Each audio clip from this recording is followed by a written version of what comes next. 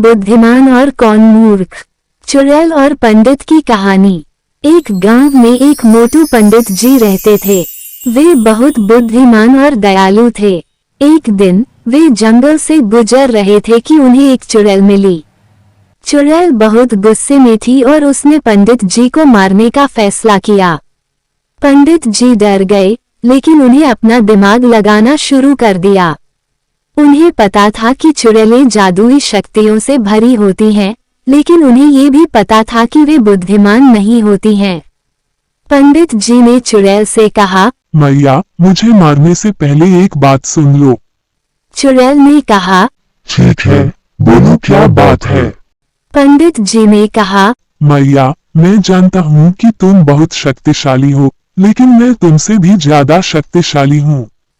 चुड़ैल ने कहा, तुम मुझसे ज्यादा शक्तिशाली कैसे हुए? तुम एक कमजोर इंसान हो।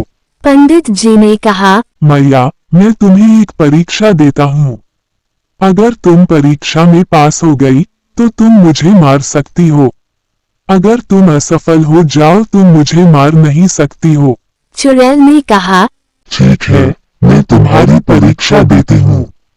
पंडित जी ने कहा, मैया, तुम्हें एक ऐसे पेड़ को खोजना है जिसमें एक जादुई पत्ता हो। अगर तुम वह पत्ता ले आओ तो मैं मरने से नहीं बचूंगा।